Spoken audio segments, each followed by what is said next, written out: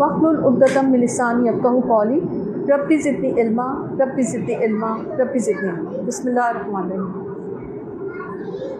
आज मैंने इसी मुनासबत से जो टॉपिक मैंने सेलेक्ट किया है वो कुरान का इल्म और कुरान का इल्म हासिल करना और उसकी फ़जीलत, इसी के ऊपर मैंने जो है मेरा टॉपिक आज का कुछ ऐसा ही होगा, ताकि हम सबको एक मोटिवेशन मिले कि हम इस भागती दौड़ती दुनिया में अल्लाह ताला ने जो एक किताब जो कि इल्म का सबसे बड़ा दर्जा है, जिसका माखज़ अल्लाह ताला है, तो अल्लाह ने जो किताब नाजिल की है उसको पढ़ने की तरफ आए और उसको समझने की तरफ आए। ठीक। और कुरान इतना खूबसूरत अल्लाह ताला ने जो ये किताब जो हमारे लिए भेजी है, नबी करीम सल्लल्लाहु अलैहि वसल्लम फरमाते हैं कि तुम्हारे लिए इस दुनिया से अल्लाह के पास, अल्लाह की बारगाह में ले जाने के लिए कुरान से बेहतर कोई तोहफ़ा हो ही नहीं सकता। कितनी खूबसूरत हदीस है। यानी हम सबको, आप देखिए, आखिरत के सारे जो तोहफ़े तोहफ़े हैं, नेमतें अल्लाह ताला हमें देगा, और अल्लाह ताला के पास ले जाने के लिए फ़कत एक चीज़ नबी करीम सल्लल्लाहु अलैहि वसल्लम ने हमें बताई है कि तुम जो है कुरान अगर पढ़ोगे, उसमें वक्त लगाओगे और उसके माहिर बनोगे, तो ये तुम्हारी तरफ से अल्लाह ताला को तोहफ़ा होगा। यानी कितना बड़ा मकाम एक मोमिन के लिए, एक मोमिना के लिए, एक इंसान के लिए, कि वो भी जो है अल्लाह को कोई तोहफ़ा दे सकता है। फिर इसी तरह से नबी करीम सल्लल्लाहु अलैहि वसल्लम फरमाया कि कुरान जो है उसका एक सिरा अल्लाह के हाथ में और दूसरा सिरा बंदे के हाथ में, जो इसको थामे रहेगा वो कभी गुमराह नहीं। ठीक। तो कुरान पढ़ने का इतना बड़ा अजर है। फिर इसी तरह से नबी करीम सल्लल्लाहु अलैहि वसल्लम ने फरमाया कि कुरान का माहिर क़यामत के दिन अल्लाह के मुकर्रब फरिश्तों के साथ खड़ा होगा। अब इससे बड़ा क्या मकाम होगा। अच्छा, कुरान का माहिर क्या कि जिसने पढ़ा, जिसने इसकी तिलावत सीखी, इसको समझा, इस पर अमल किया, तो वो कुरान का माहिर हो जाएगा। और आप देखिए फरिश्तों में भी डिविजन्स है ना, तो ये कहा कि अल्लाह के जो मुकर्रब फरिश्ते, अब आपको अंदाज़ा हो गया होगा कि अल्लाह के मुकर्रब फरिश्ते कौन से होते हैं। सबसे मुकर्रब कौन होते हैं? अर्श इलाही के गिर्द जो हर वक्त तवाफ़ करते रहते हैं, वो अल्लाह के सबसे मुकर्रब फरिश्ते होते हैं। ठीक है। तो अल्लाह ताला ने कितना बड़ा मकाम जो है उसका बनाया। फिर इसी तरह से कुरान के बारे में आता है कि कुरान जो है वो अपने पढ़ने वाले की सिफारिश करेगा, अल्लाह के पास आएगा और उसकी सिफारिश करेगा और अल्लाह से कहेगा। किस तरह सिफारिश करेगा भला, ये पता होना चाहिए हमें। नबी करीम सल्लल्लाहु अलैहि वसल्लम ने फरमाया कि जब कुरान पर अमल करने वाला, कुरान पढ़ने वाला जब अल्लाह के पास हाजिर होगा, तो उसकी सिफारिश के लिए कुरान जो है वो आएगा और अल्लाह से कहेगा, अल्लाह ताला इसे जन्नती ज़ेवर अता फरमा। आपको पता है ना, जन्नती जो आदमी भी होंगे उनके भी ज़ेवरों का जिक्र आता है। यहाँ तो सोना हराम है ना आदमियों के लिए, मगर जन्नत में जो है जेंट्स भी जो है वो ज़ेवर पहन सकेंगे। तो अल्लाह ताला से कहेगा वो कुरान कि अल्लाह ताला इसे जन्नती ज़ेवर अता फरमा, तो अल्लाह ताला से जन्नती ज़ेवर अता करेगा। फिर कुरान अल्लाह से कहेगा, अल्लाह ताला से जन्नती ज़ेवर, इसे जन्नती हुल्ला अता फरमा। जन्नती हुल्ला यानी कि जन्नती लिबास, तो अल्लाह ताला उसको जन्नती लिबास अता फरमाएगा। फिर कुरान अल्लाह ताला से कहेगा, अब आप देखिए सारे जो सिनेरियो में आप एक बार नोटिस करें कि वो जो बंदा है ना वो खामोश खड़ा होगा, और वो यहाँ पर कुरान पढ़ने में, समझने में, अमल करने में मेहनत करके अल्लाह के पास हाजिर हुआ हो, तो वो खामोश है और उसकी सिफारिश करने वाला कुरान जो है वो खुद आ गया। सुभान अल्लाह, क्या मकाम है ना। तो अल्लाह ताला से कहेगा, अल्लाह ताला तू इससे राज़ी हो जा, तो अल्लाह ताला से राज़ी हो जाएंगे। अल्लाह ताला उससे कहेंगे कि तुम कुरान पढ़ते जाओ और जन्नत की मनाजिल अबूर करते जाओ, जहाँ पर भी आपकी तिलावत ठहरेगी वही तेरा जन्नत में मकाम है। सुभान। اور اسی طرح سے ایک اور حدیث میں آتا ہے کہ قرآن کی 10 آیات کو سیکھنا دنیا مافیا کے سارے بزنس سے بہتر ہے.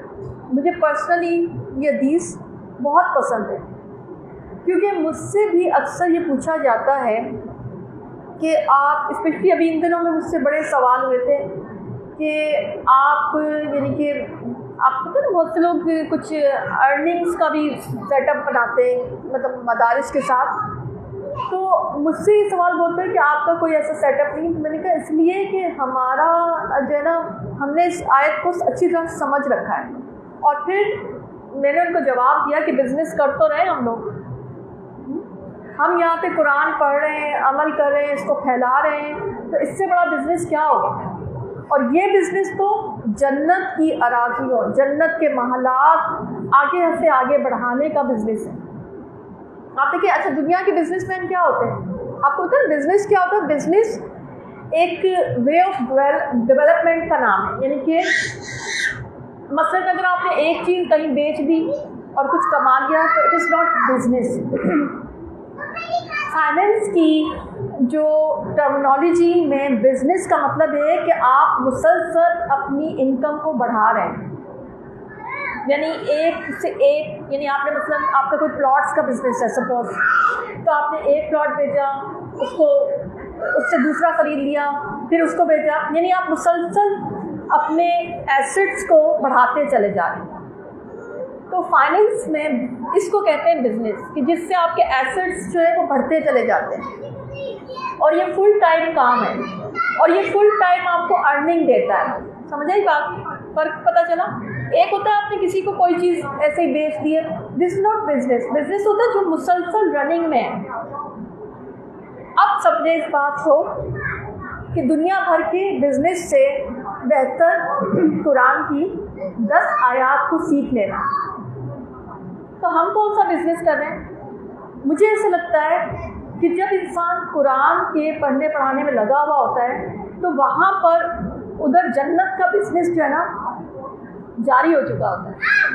یعنی ہو سکتا ہے آپ کا شروع میں ایک کوئی چھوٹا سا خیمہ ہو، مگر آپ نے قرآن کو مزید پھیلایا، مزید پڑھے، مزید اس کے ساتھ وقت لگایا، تو اب آپ کا محل بن گیا، پھر آپ کے محلات بن گئے. یہاں آپ اپنے آپ کو اللہ کے راستے میں کھپا رہے ہیں، اور وہاں آپ کا بزنس فلرش کر رہا ہے، گرو کر رہا ہے. جنت کی اراضیاں آپ کے نام لکھی جا رہی ہیں. سمجھ آئی اس بات؟ دس از کالڈ بزنس. اور جس کو اس بزنس کی سمجھ آ جاتی ہے نا، تو اس کی نظر پھر دنیا کے بزنس پہ نہیں رہتی. اس کو فرق ہی نہیں پڑتا کہ اس کے پاس دنیا میں کیا ہے اور کیا نہیں.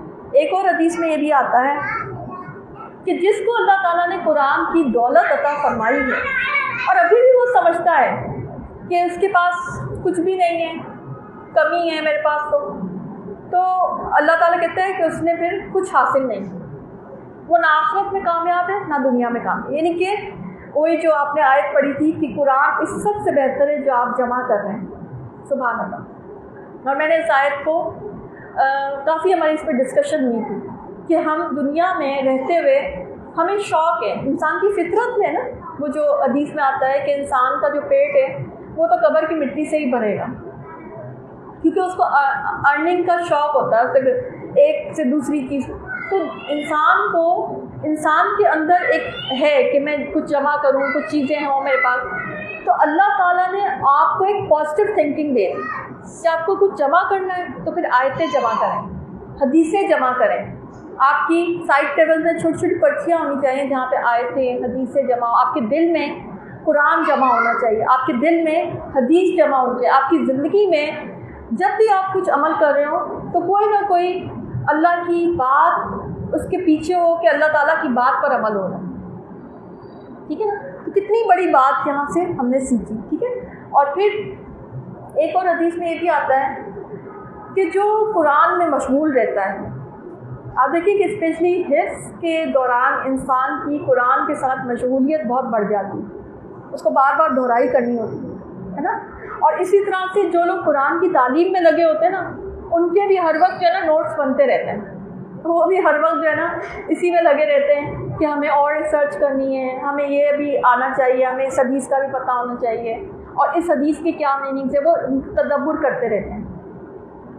تو اللہ تعالیٰ کہتے ہیں قرآن میں کہ یہ جو کچھ بھی دنیا میں جمع کر رہے ہیں، اس سب سے بہتر یہ ہے کہ آپ قرآن جمع کریں، آپ کے دل میں قرآن جمع ہو، آپ کی زندگی میں قرآن جمع ہو، ٹھیک ہے؟ تو قرآن کا معاملہ بڑا ہی زبردست ہے۔ دل کے کسی ایک حصے میں قرآن کی ایک آیت کو سمجھنا، حضرت ابو ذر غفاری رضی اللہ تعالیٰ عنہ کو نبی کریم صلی اللہ علیہ وسلم سے بتایا کہ تم کسی دن کے کسی ایک حصے میں قرآن کی ایک آیت سمجھ کر پڑھ لو، یہ اس سے بہتر ہے کہ تم پوری رات جاگ کر 100 نفل جو ہے وہ پڑھو۔ تو اس سے پتہ چلتا ہے کہ اس کتاب کو جو کہ اللہ تعالیٰ نے نازل کی ہے، اس کو پڑھنے، اس کو سمجھنے کا اجر بے تحاشا ہے، ٹھیک ہے؟ اچھا، پھر آپ دیکھیں کہ لیکن ہم لوگ بہانے کرتے ہیں، ہم کہتے ہیں جی دین کے لیے ٹائم کیسے نکالیں۔ اچھا، دین آپ کو دو طریقے سے، علم آپ کا دو طریقے سے ہوتا ہے، ایک تو ایک علم حاصل کرنا، پھر اس کو پھیلانا بھی، لیکن ہمارے بہانے چلتے رہتے ہیں کہ نہیں ہم کیسے، مصروفیت کے اس میں کہ ہم کیسے۔ دیکھیں، علم حاصل کرنے کے لیے جو ہے نا وہ نکلنا تو پڑتا ہے۔ ایک عالم کا قول میں پڑھ رہی تھی کہ علم جو ہے شکم سیری میں حاصل نہیں ہوتا، علم تو فقیری میں نصیب ہوتا ہے، ٹھیک ہے نا؟ اچھا، پھر ایک اور حدیث سنیں کہ جس سے پتہ چلتا ہے کہ قرآن کا کتنا بڑا مقام ہے، کہ جو شخص مسجد یا مدرسے میں صبح کے وقت بھلائی سیکھنے یا سکھانے کے لیے آئے اور وہاں پر ایک پہر گزار دے تو اسے ایک مقبول عمرہ کا ثواب ملتا ہے، اور اگر وہ وہاں پہ بیٹھا یعنی وہ سیکھنے سکھانے میں اتنا مشغول ہے کہ وہ اسے شام ہی کر دی تو اس کو ایک مقبول حج کا ثواب ملتا ہے۔ میں اکثر کہتی ہوں کہ لوگ اس حدیث کو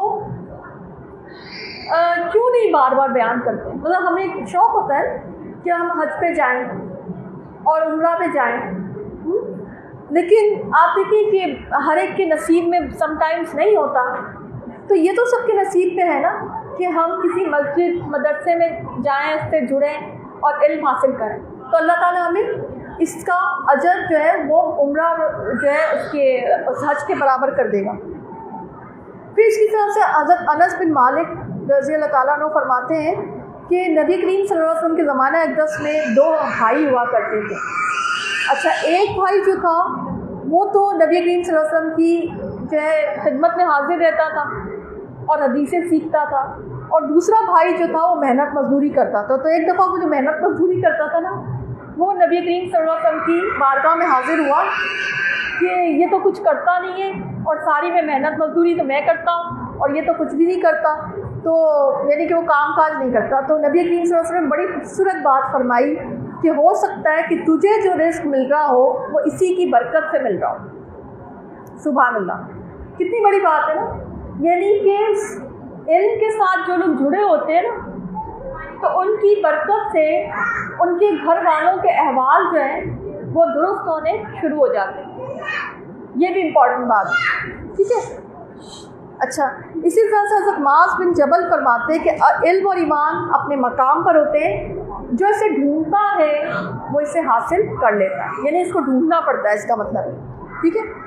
پھر اسی طرح سے آپ دیکھیں کہ نبی کریم صلی اللہ علیہ وسلم فرمایا کہ جو شخص علم دین کی طلب میں نکلا، اللہ تعالیٰ اس کے لیے جنت کا راستہ آسان کر دیتا ہے۔ اچھا، جنت کا راستہ ویسے تو مشکل ہے نا، مشکل، جیسے کہ وہ ایک دوسری حدیث میں پتہ چلتا ہے کہ نبی کریم صلی اللہ علیہ وسلم نے فرمایا کہ جنت جو ہے وہ مشکل گھاٹیوں سے بھری ہوئی ہے، یعنی ان کو عبور کریں گے، مشکل آزمائشوں سے جب گزریں گے تو جنت حاصل ہوگی، اور دوزخ جو ہے وہ شہوات سے ڈھکی ہوئی ہے۔ اور نبی کریم صلی اللہ علیہ وسلم نے جب دیکھا دوزخ میں تو دوزخ کو کہ وہ شہوات سے، تو نبی کریم صلی اللہ علیہ وسلم نے یہ بھی فرمایا تھا کہ اس سے کون بچ سکے گا، یعنی اتنی شہوات، اتنی ٹیمپٹیشنز ہیں دنیا میں، تو لوگ اس میں مشغول ہو جاتے ہیں۔ تو لیکن فقط ایک چیز ہے جو آپ کے لیے جنت کا راستہ آسان کرتا ہے، اور وہ ہے علم کا راستہ۔ دیکھیں، علم جب آپ حاصل کرنے کی طرف نکلتے ہیں نا، تو آپ کے لیے دین آسان ہو جاتا ہے۔ جب دین آسان ہو جاتا ہے تو اس پر عمل آسان ہو جاتا ہے، آپ کو بہت ساری چیزوں کی کنفیوژن دور ہو جاتی ہے۔ اس لیے جو لوگ طالب علم ہوتے ہیں نا وہ جنت کے راستے کے مسافر بن جاتے ہیں. ٹھیک ہے. پھر نبی کریم صلی اللہ علیہ وسلم نے یہ بھی فرمایا کہ اللہ خوش و خرم رکھے اس شخص کو جو میری گفتگو سنے اور اس کو آگے بیان کر دے اور ان کو پہنچا دے جنہوں نے اس کو سنا نہیں. ٹھیک ہے. اچھا اب آپ دیکھیں کہ ایک اور چیز بھی بڑی خوبصورت ہے کہ فرشتے بڑے خوش ہوتے ہیں ان لوگوں پر کہ جو دین کا علم سیکھنے اور سکھانے کے لیے نکلتے ہیں. تو حدیث میں آتا ہے کہ جو شخص علم کی تلاش میں گھر سے نکلتا ہے تو گھر سے واپس آنے تک فرشتے اس کے عمل سے خوش ہو کر اس کی راہ میں پر بچھائے ہوئے ہوتے ہیں. یہ بڑی خوبصورت حدیث ہے نا.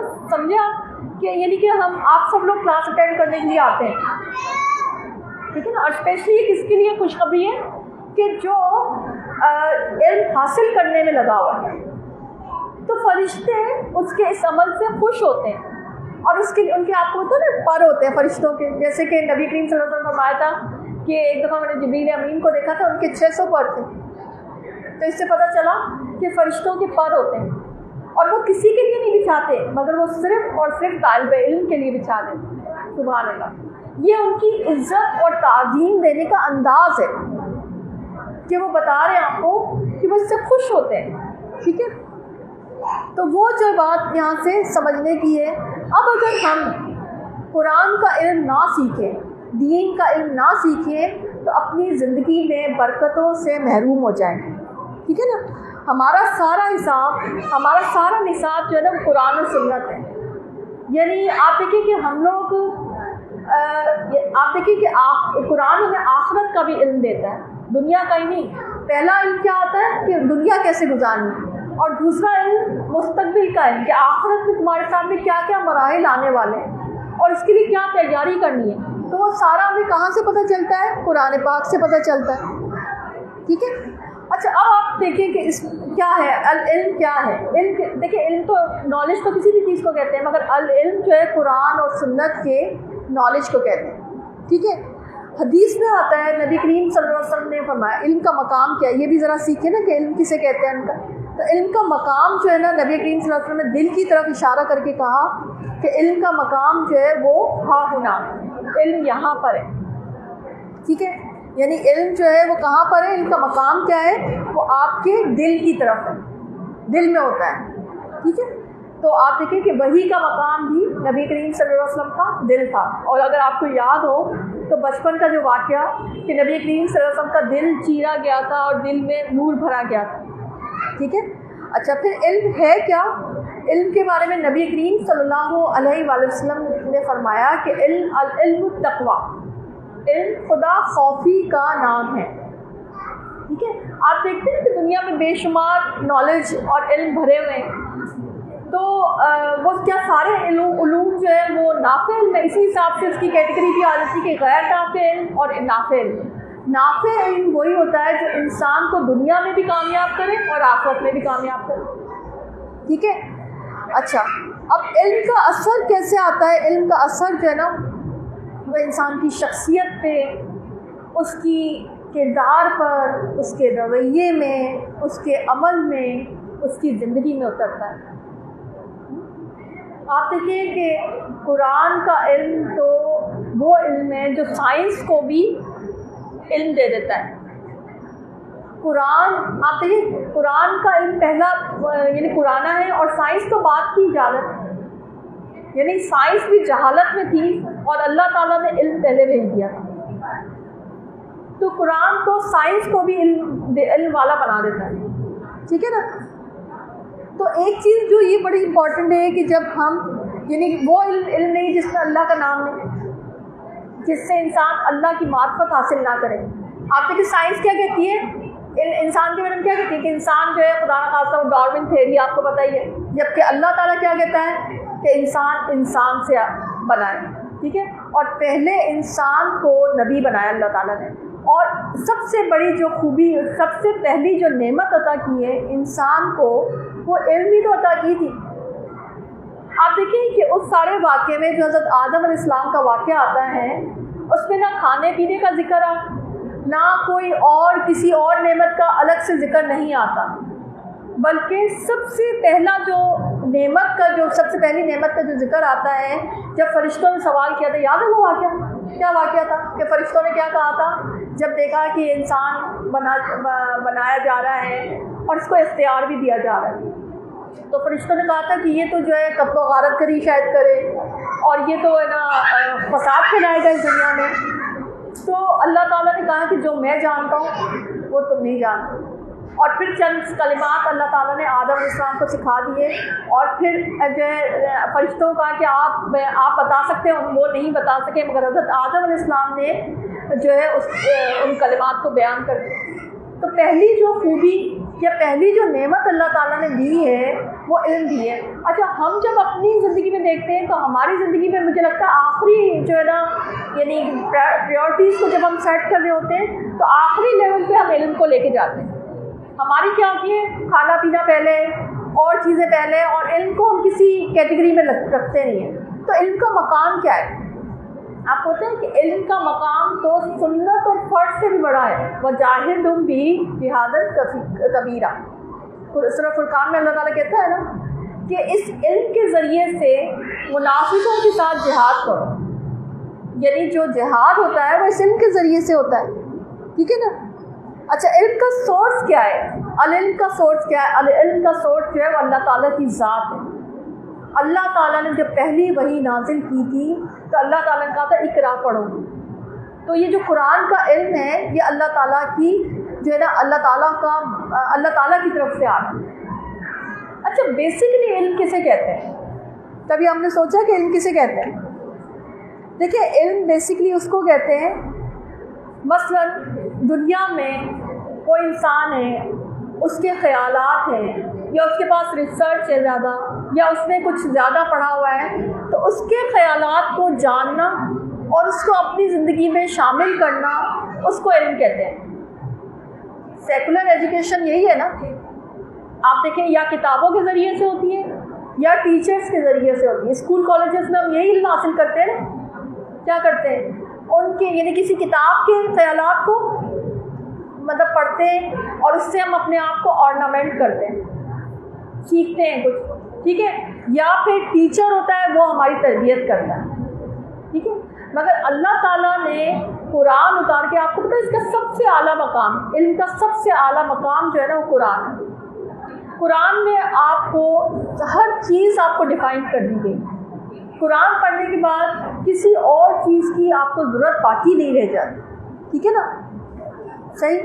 تو علوم میں جتنے بھی علوم ہیں تو سب سے بہترین علم یہ ہے کہ ہم دین کا علم حاصل کریں اور اللہ تعالیٰ جس کے ساتھ بھلائی کا ارادہ کرتا ہے اسے دین کی سمجھ عطا کرتا ہے.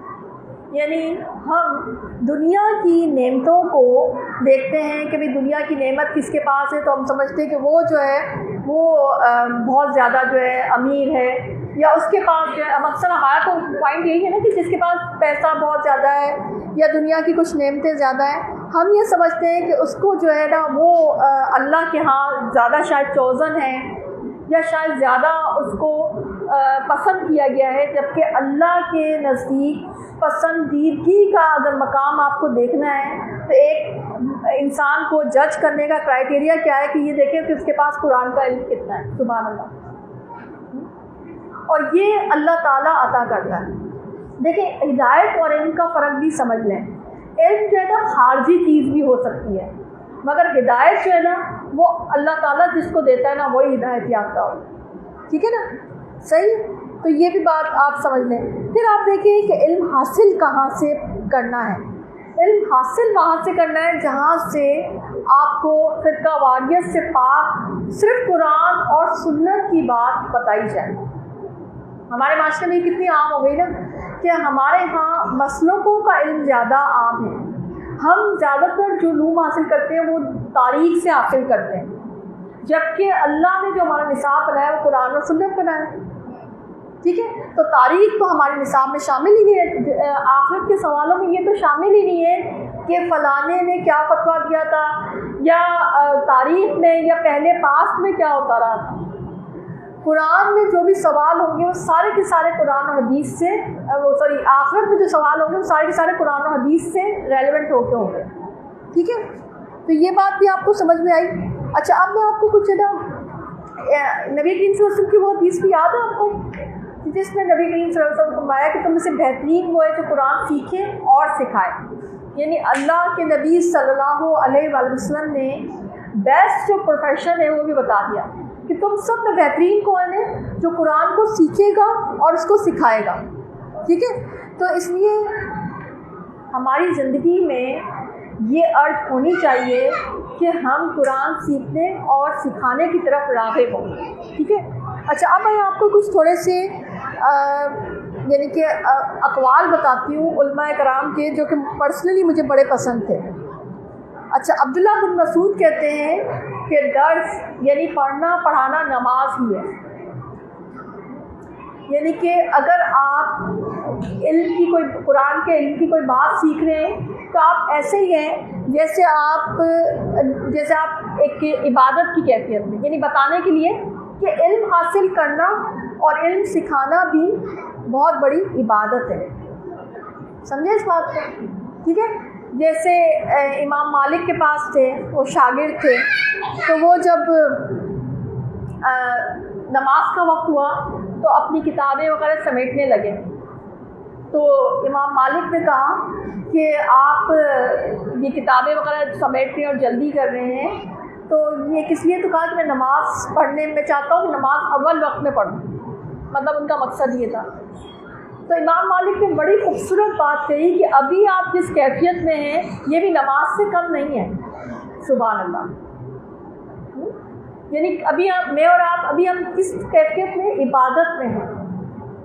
لیکن آپ نوٹس کریں گے کہ ہمارے معاشرے میں یہ چیز بہت زیادہ ہو گئی کہ ہم مسلمان جو ہے علم کے حصول میں پیچھے رہ گئے، قرآن کا علم حاصل کرنے میں پیچھے رہ گئے، اور ہم اس کو اتنا امپورٹنٹ سمجھتے بھی نہیں ہیں. تو ہمیں چاہیے کہ ہم دوبارہ سے اپنے آپ کو ریوائو کریں اور ہم قرآن سیکھنے اور سکھانے کی طرف آئیں. اصل گرومنگ تو قرآن کے ساتھ ہوتی ہے، اصل گرومنگ تو سنت کے ساتھ ہوتی ہے. ٹھیک ہے، صحیح. اچھا امام شافعی یہ کہتے ہیں کہ علم کا حصول نفل نماز سے افضل ہے. کتنی بڑی بات ہے نا. مثلاً آپ کی نفل نماز کا ٹائم ہے، مگر آپ علم کی کسی مشغولیت میں، ٹھیک ہے، اور آپ کسی آیت پہ تدبر کر رہے ہیں، یا آپ قرآن سکھا رہے ہیں، یا آپ حدیث سکھا رہے ہیں، اور نفل نماز، دیکھیے یاد رکھیں فرض نماز کی بات نہیں ہوتی، نفل نماز کا ٹائم ہے، مثلا اشراق کا ٹائم ہے، بات ہے. تو آپ جو ہے اگر آپ علم سیکھنے سکھانے میں لگے ہوئے ہیں تو وہ بھی جو ہے نا ایسے ہی عبادت ہے، بلکہ جیسے امام شافعی تو کہتے ہیں وہ اس سے بھی افضل عبادت ہے. اچھا وہ لوگ اس بات کو سمجھتے تھے، تو آپ دیکھیں نا کہ وہ ایک ایک حدیث لینے کے لیے اتنا سفر کیا کرتے تھے، راحلہ جس کو کہتے ہیں، حدیث کے لیے سفر کرنا. ٹھیک ہے. ایسے بہت سے علماء کرام ہیں جو کہتے تھے کہ ہم نے دیکھا، جیسے حضرت مسیب کہتے ہیں کہ میں نے ایک صحابی سے ایک حدیث لینی تھی، اور میں وہ حدیث لینے کے لیے مدینہ آیا اور وہاں پہ صرف حدیث لی، اور حدیث اس زمانے میں ظاہر سن کے لی جاتی تھی، حدیث لی اور وہاں پہ ذرا سا بھی ٹھہرا نہیں اور وہاں سے واپس ہو گیا. یعنی آپ دیکھیں کہ ہماری جو مصروف لائف ہے، تو ہم اس میں اس بات کو تھوڑی دیر کے لیے امیجن کریں کہ اگر ہم تو کہیں جائیں تو ہم کہتے ہیں 2-3 اور کام نمٹا دیں، مگر وہ علم کو اہمیت دیتے تھے نا. تو ان کے لیے یہ بات کافی تھی کہ، اور ان کے لیے خوشی کی بات تھی کہ ان کو ایک حدیث، ایک نئی حدیث ان کو پتہ چلی، ہے نا. یہ بات اہم، صحیح. اسی طرح سے عبداللہ بن مسعود کہتے ہیں کہ اللہ کی اس ذات کی قسم کہ جس کے دست قدرت میں میری جان ہے، جو لوگ راہ حق میں قتل ہو کے مرتبہ شہادت پر فائز ہوئے، وہ اللہ کے ہاں علماء کرام کا اعزاز اور اکرام دے کر خواہش کریں گے کاش اللہ تعالیٰ انہیں بھی علماء کی حیثیت سے اٹھاتا. ٹھیک ہے، صحیح.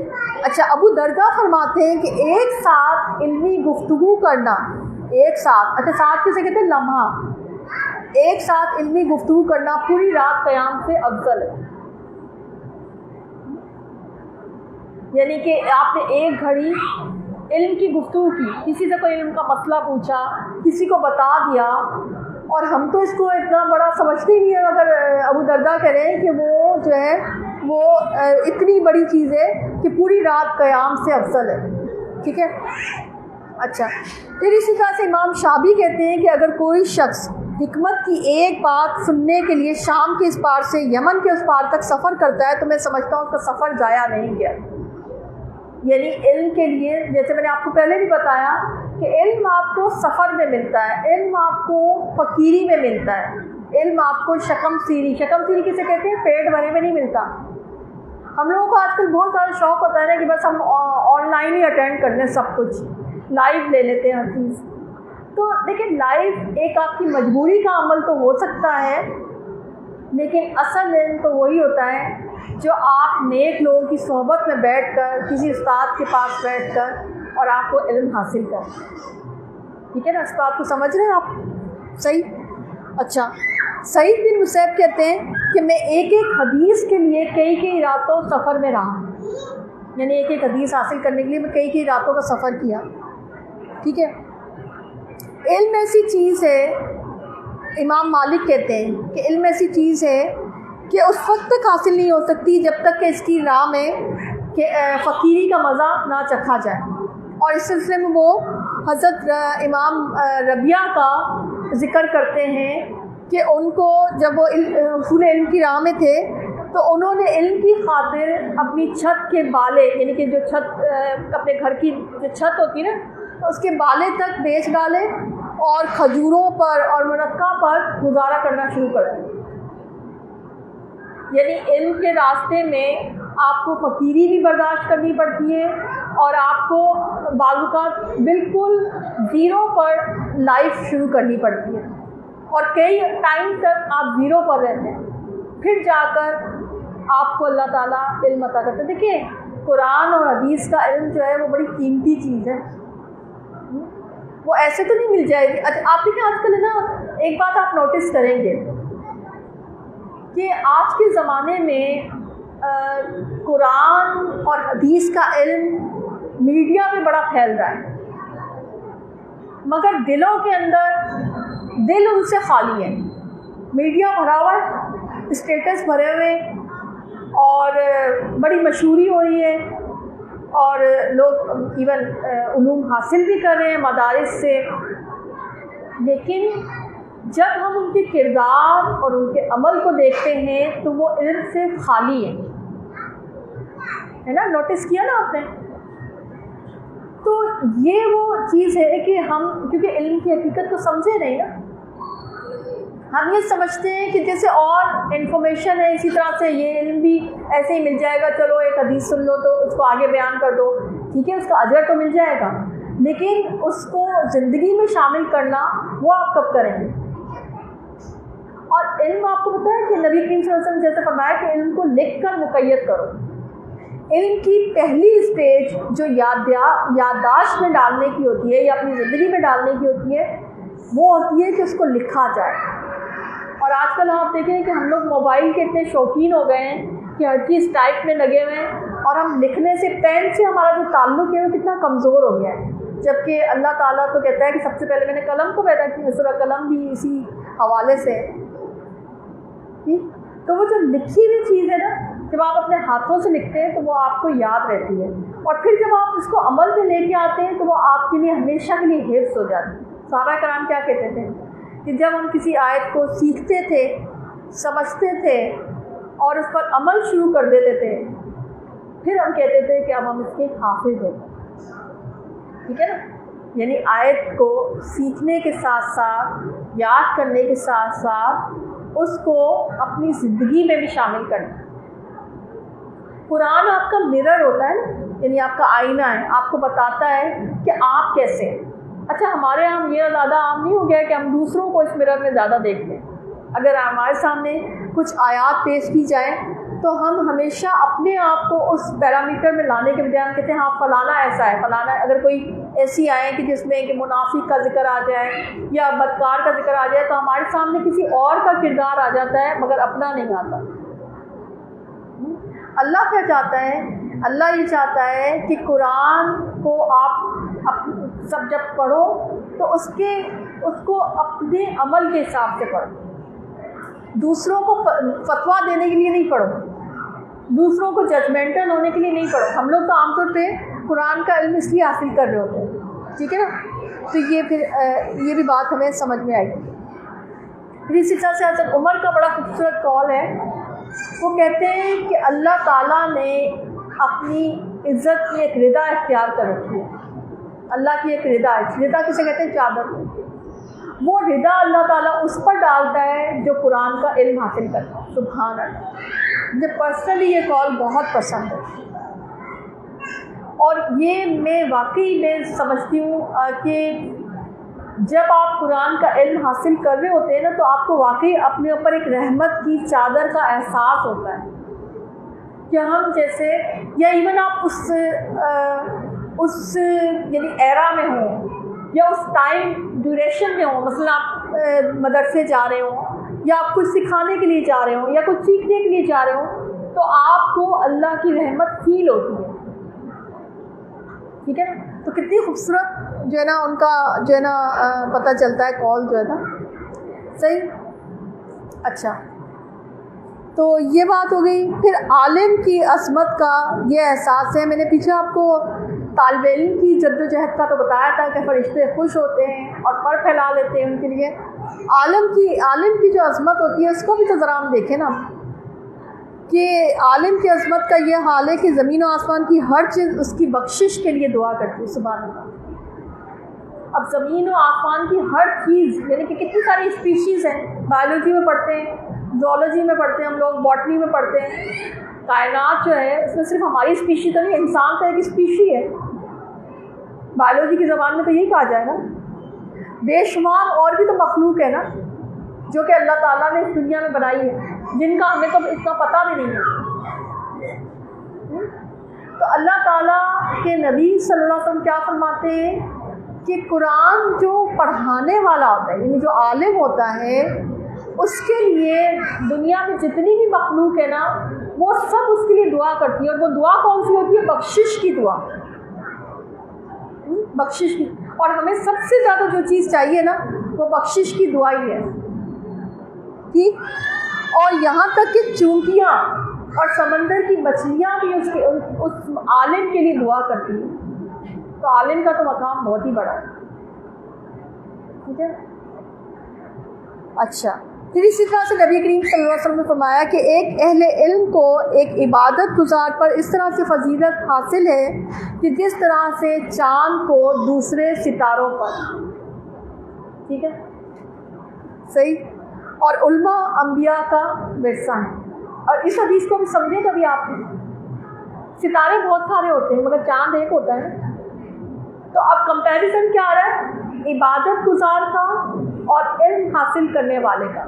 کس کا کمپیریزن آ رہا ہے؟ ایک عام عبادت گزار، یعنی جو صرف نماز پڑھتا ہے، روزہ رکھتا ہے، اور ایک وہ ہے کہ جو علم حاصل بھی کرتا ہے اور اس کو آگے پھیلاتا ہے۔ تو ایک کمپیریزن اللہ کے نبی صلی اللہ علیہ وسلم نے فرما دیا، تو کمپیریزن ایسے، عبادت گزار تو ستاروں کی مانند ہے، مگر وہ جو عالم ہیں وہ تو ایسے جیسے آسمان پر چمکتا ہوا چاند، سبحان اللہ، کتنا بڑا مقام ہے۔ ایک اور حدیث میں یہ پتہ چلتا ہے کہ نبی کریم صلی اللہ علیہ وسلم سے ایک دفعہ پوچھا گیا تھا کہ ایک عالم تھا اور ایک جو ہے عام عبادت گزار تھا، تو وہ جو عبادت گزار تھا وہ دن رات عبادت میں لگا رہتا تھا، اور جو عالم تھا وہ صرف فرض عبادات کرتا تھا، یعنی فرض نمازیں پڑھتا تھا، فرض روزے رکھتا تھا، فرض زکوٰۃ، یعنی فرائض کی ادائیگی کرتا تھا، مگر وہ علم پھیلانے میں لگا رہتا تھا۔ تو نبی کریم صلی اللہ علیہ وسلم سے پوچھا گیا کہ مقام کس کا بڑا ہے؟ تو نبی کریم صلی اللہ علیہ وسلم نے فرمایا کہ اس کا جو فرائض میں لگا رہا مگر علم پھیلانے میں لگا رہا، یعنی اس کی اپنی عبادت اتنی زیادہ نہیں تھی مگر اس کا علم پھیلانے کا عمل جو ہے وہ بہت زیادہ تھا۔ وہ کیا ہوتا ہے؟ ملٹی پلائی ہو جاتا ہے، تمہاری وجہ سے کوئی ہدایت کی طرف آ جائے، تمہاری وجہ سے کوئی ہدایت پکڑ جائے تو تمہارے صرف اونٹوں سے بہتر ہے، اور کوئی اگر کسی کو ہدایت کے راستے کی طرف نشاندہی کرتا ہے، اس کی نمائندگی کرتا ہے تو اس کا بھی اجر اسی طرح سے ہو جاتا ہے جیسے کہ وہ بھی عمل ہی کرتا ہے، تو ملٹی پلائی ہوتا چلا جاتا ہے نا، ٹھیک ہے نا، صحیح۔ اچھا، پھر آپ دیکھیں کہ والدین کا مقام بڑا امپورٹنٹ ہے۔ یہاں میں نے علماء کا بتایا، اور علماء کا یہ بھی ہے کہ نبی کریم صلی اللہ علیہ وسلم نے فرمایا کہ جو استادہ کرام ہوتے ہیں نا، جو کہ یعنی کہ قرآن کا علم دیتے ہیں، تو ان کا مقام والدین سے بھی بڑا بتایا، کیونکہ والدین کو صرف پیدا کرتے ہیں اور تربیت کرتے ہیں اور جو ان کے ہاتھ میں ہوتا ہے، لیکن علماء جو ہے وہ جانور سے انسان بناتے ہیں، سبحان اللہ، ٹھیک ہے۔ تو میں مطلب پرسنلی میں یہ جب حدیث سن رہی تھی اور پڑھ رہی تھی تو مجھے پرسنلی بڑا وہ لگا کہ علماء کرام کا مقام جو ہے اللہ تعالیٰ نے کتنا بڑا مقام بنایا ہے نا، لیکن والدین کا مقام جو قرآن کی تعلیم اپنے بچوں کو دلاتے ہیں ان کا بھی مقام کچھ کم نہیں۔ نبی کریم صلی اللہ علیہ وسلم نے فرمایا کہ اپنی اولاد کو قرآن مجید کی تعلیم دلوانے والے والدین کو قیامت کے روز 2 ایسے لباس پہنائے جائیں گے کہ جن کے مقابلے میں دنیا و مافیا میں ساری دولت جو ہے وہ مانگ پڑ جائے گی، یعنی دنیا مافیا میں جتنی بھی چیزیں جتنی دولت ہوگی وہ اتنے خوبصورت لباس ان کو عطا کیے جائیں گے کہ وہ سب ان کے پیچھے جو ہے نا مان پڑ جائیں گے۔ اور ایک دوسری حدیث میں یہ آتا ہے کہ ان کے جو قرآن کی تعلیم دلواتے ہیں اپنے بچوں کو، ان کو ایسا تاج پہنایا جائے گا کہ سونے کا کہ جس کے سامنے سورج کی روشنی بھی ماند پڑ جائے گی۔ آپ دیکھیں کتنا بڑا مقام، کیونکہ انہوں نے دیکھیں موٹیویشن تو بیسیکلی والدین دیتے ہیں نا اپنے گھر میں۔ اب یہ تو آپ کے ہاتھ میں وہ آتا ہے، جیسے ہر بچہ دین فطرت پہ پیدا ہوتا ہے، یہ تو والدین ہوتے ہیں جو اس کو مجوسی یا نصرانی بنا دیتے ہیں یا یہودی بنا دیتے ہیں، ٹھیک ہے نا۔ تو بیسک جو موٹیویشن ملتی ہے نا ایک بچے کو، وہ گھر کے اندر سے ملتی ہے۔ تو والدین کا ایک بہت بڑا مقام ہوتا ہے، ہم چاہیں تو ان کو جو ہے دنیا کی طرف لگا دیں، ہم چاہیں تو اس کو آخرت کے راستے میں گامزن کر دیں۔ تو یہ جو ہے، اور یہ بچپن سے ایک موٹیویشن شروع ہوتی ہے، والدین کی ایک نیت ہوتی ہے، دعا ہوتی ہے، خواہش ہوتی ہے، ان کے گھر کا ماحول ہوتا ہے۔ مجھ سے اکثر لوگ کہتے ہیں کہ جی ہے نا ہمارے بچے جو ہے وہ دین کی طرف نہیں آتے، ہم تو مدارس میں بھیجتے ہیں، ہم تو بہت کوشش کرتے ہیں۔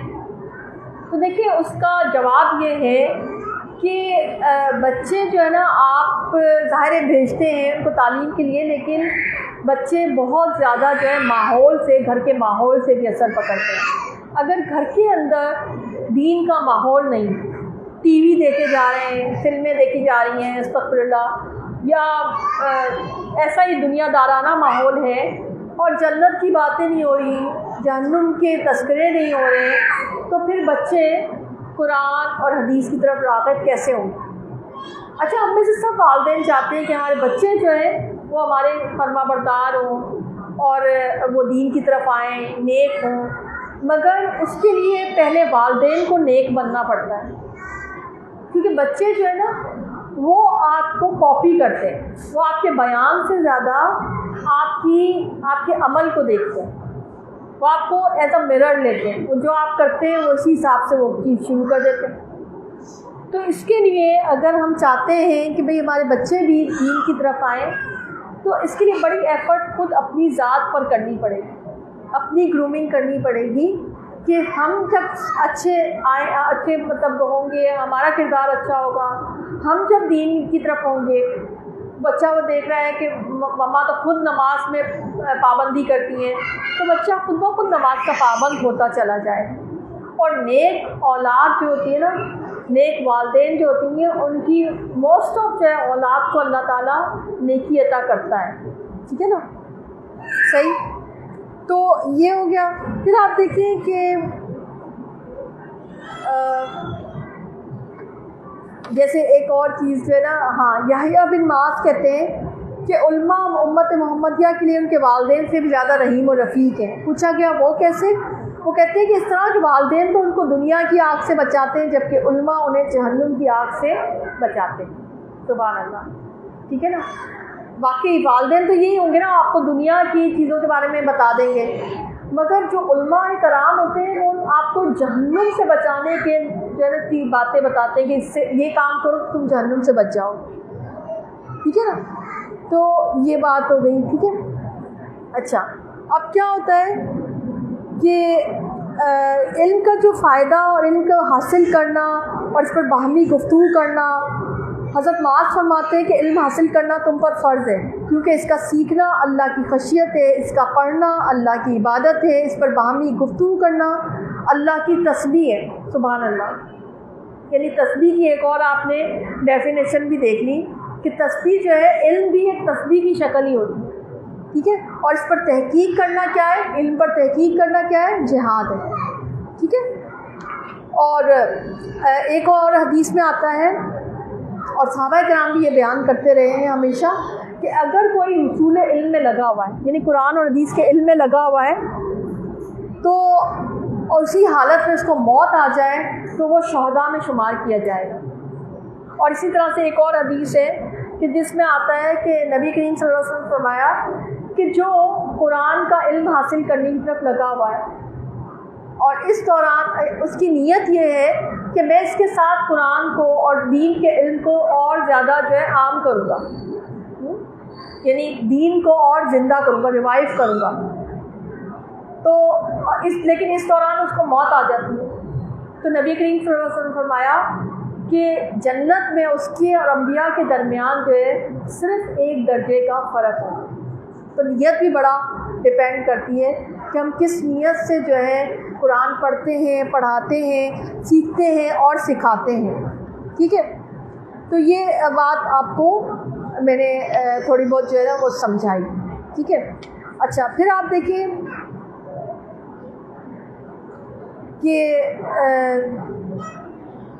اچھا اب قرآن کریم سے انسان فائدہ کب اٹھاتا ہے؟ کب اٹھاتا ہے؟ جب وہ بار بار پڑھنے سے اس پر تدبر بھی ساتھ ساتھ کرتا ہے، اس پہ غور و فکر کرتا ہے. دیکھیں قرآن میں اللہ تعالیٰ سارا آپ کا ذکر کرتا ہے، انسان کی بات ہو رہی ہے، ساری کی ساری آپ کی بہتری کی بات ہو رہی ہے، سارے آپ کو ریوائیو کرنے کے لیے، آپ کو جو ہے نا یعنی کہ آپ کی زندگی کو خیر بنانے کے لیے، ٹھیک ہے. یہ ایسا خزانہ ہے کہ مال سے تو خریدا جا ہی نہیں سکتا، ٹھیک ہے نا. اور اس کا بہت بڑا حصہ انسان کو اپنی ذات پر انویسٹ کرنا ہے. یعنی کیسے انویسٹ کرنا ہے کہ جب قرآن پڑھنے کی طرف آ جائے تو سب سے پہلے اپنی گرومنگ پہ توجہ دینا ہے، یعنی میں نے ٹھیک ہونا. آپ دیکھیں ہمارے اندر یہ بھی چیز بڑی کم ہو گئی ہے کہ جب ہم قرآن پڑھتے ہیں تو ہم کسی نہ کسی لیول پہ تکبر کا شکار ہو جاتے ہیں. آپ کو پتہ ہے قرآن کا، تکبر کا، دین کا اور دین کے علم کا اور تکبر کا کوئی کمبینیشن نہیں.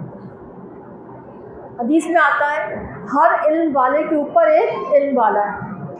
اور اگر وہ واقعہ پورا یاد کر لیں حضرت موسیٰ علیہ السلام کا، یہ حدیث کا جو بیک گراؤنڈ ہے وہ یہی تو ہے کہ حضرت موسیٰ علیہ السلام سے ایک دفعہ کسی مجمع میں یہ پوچھا گیا تھا کہ اس کرۂ ارض پر آپ سے زیادہ بڑا عالم کوئی ہے؟ تو حضرت موسیٰ علیہ السلام نے یہ کہہ دیا تھا، حالانکہ بات حق تھی، ٹھیک ہے، کیونکہ نبی جو ہوتے ہیں وہ اپنے دور کے سب سے بڑے عالم ہوتے ہیں، مگر یہ بات ان کو اس بات مطلب آپ دیکھیں نبی، وقت کے نبی ہیں حضرت موسیٰ علیہ السلام، اور انہوں نے کہہ دیا کہ نہیں مجھ سے بڑا عالم اس کرۂ ارض پہ کوئی نہیں ہے. تو یہ بات ان کی ناپسند کی گئی اللہ کے ہاں، اور اللہ تعالیٰ نے کہا کہ ایک شخص ہے اس کا نام ہے خضر، اس کا علم آپ سے بھی بڑا ہے، اور اس پورے جو ہے نا علم کو سمجھانے کے لیے، اور اس میں پورا آپ دیکھیں سورہ الکہف میں پورا وہ سفر ہوتا ہے، علمی سفر جو ہوتا ہے، اور واقعی حضرت خضر نے جگہ جگہ پروف کیا کہ ان کا علم حضرت موسیٰ علیہ السلام سے زیادہ ہے. کچھ ایسے شاکنگ معاملات کیے جو بظاہر نہ سمجھ آنے والے تھے، اور حضرت موسیٰ علیہ السلام ہر دفعہ سوال کر بیٹھتے تھے کہ آپ نے ایسے کیوں کیا؟ تو انہوں نے کہا کہ میں نے تو پہلے ہی کہا تھا آپ صبر نہیں کر سکیں گے میرے ساتھ، ہے نا.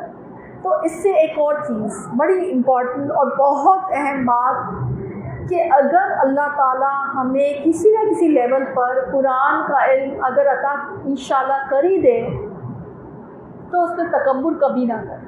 जिस वक्त जिस लम्हे आप तकब्बुर का शिकार हो गए, बस उसी लम्हे आपसे वो इल्म छीन लिया जाएगा। ठीक है। तो फिर किसका कॉम्बिनेशन है इल्म के साथ? कभी हमने सोचा? इल्म के साथ कॉम्बिनेशन बनता है आजिज़ी का, इनकिसारी का, डाउन टू अर्थ होने का। आलिम जो होता है ना, वो अपने अल्फाज या अपने बयान से नहीं कहता कि मैं कोई आलिम हूँ। उसका किरदार बताता है, उसका अखलाक बताता है, उसका रवैया बताता है, उसकी बातचीत बताती है कि वो कितना बड़ा आलिम है, वो कितना बड़ा बंदा है। ठीक है ना। उसके इल्म की गवाही लोग देते हैं, वो खुद नहीं कहता, वो खुद नहीं देता। ठीक है ना। तो ये भी बड़ा इम्पोर्टेंट बात है ना कि जब अब देखिए हमारे यहाँ ये तकब्बुर बहुत ज़्यादा है। हम तो हमारे यहाँ तो बहुत सी चीज़ों के तकब्बुर है। हमारी देखिए हमारे पास आज के ज़माने में नेमतें हैं, मगर नेमतों में भी बेबरकती और बेसकूनी का शिकार है हम लोग। कभी हमने गौर किया कि ये ऐसा क्यों हो रहा है? ऐसा इसलिए हो रहा है कि हम नेमतों के साथ आमेज़िश कर रहे हैं तकब्बुर की। तकब्बुर, ये देखें स्टेटस आप लगाते हैं, किसी भी चीज़ का स्टेटस क्यों लगाते हैं? पूछे अपने दिल से पूछे, क्यों लगाते हैं हम लोग? बड़ा बनने के लिए, लोगों को ये बताने के लिए कि जी हमें अल्लाह ने ये दे दी है और यहाँ हम इतने हैं या हमारे पास ये चीज़ है, दिखाने के लिए ना। रियाकारी शिर्क असग़र हो गई। तकब्बुर का आंसर होता है, इसमें रियाकारी भी होती है। और रियाकारी क्या है? शिर्क असग़र है। और तकब्बुर के बारे में क्या आता है? जिसके दिल में ज़र्रा बराबर भी तकब्बुर होगा, राई के दाने के बराबर भी तकब्बुर होगा, वो जन्नत में दाखिल नहीं हो सके।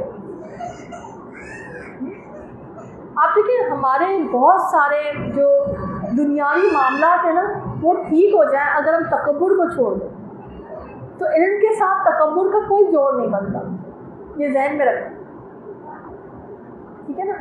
तो कभी भी अगर अल्लाह आपको इल्म अता कर दे तो आप तकब्बुर नहीं करेंगे बल्कि आजिज़ी। अच्छा, आजिज़ी से क्या होता है कि अल्लाह आपको और अता करते हैं, अल्लाह आपको और बेतहाशा इल्म अता करता चला जाता है।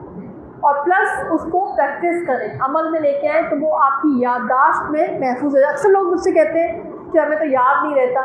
तो याद है ना, इल्म जो कुरान और हदीस का इल्म है ना, ये नॉर्मल रट्टाफिकेशन वाला मामला नहीं होता है। यहाँ ये मामला जो है वो ये है कि जब आप कुरान और हदीस के इल्म को अपनी ज़िंदगी में शामिल करते हैं ना, ये आपकी याद दहानी बनती चली जाती है। अच्छा, आपको पता है इल्म का सवाल जो है ना, वो हर जगह पे आपसे होगा, कहीं भी आप पीछा नहीं छुड़ा सकते इस सवाल से। हम इसको लाइटर वे में लेते हैं ना कि भाई चलो ठीक है, नमाज़ें तो पढ़ ली हमने, रोज़े भी रख लिए और भी काम कर लिए ना, तो इल्म को देखा जाएगा, नहीं भी हासिल करेंगे तो क्या हो जाएगा। नहीं, इल्म के बारे में सवाल आपको पता है कब्र में भी होगा, तुम्हारा इल्म क्या है। अच्छा, क़यामत के दिन भी होगा। नबी करीम सल्लल्लाहु अलैहि वसल्लम फरमाते हैं कि 5 चीज़ों के जवाब दिए बगैर एक इंसान के कदम अल्लाह के आगे से हिल नहीं सकेंगे। और वो 5 चीज़ें क्या होंगी?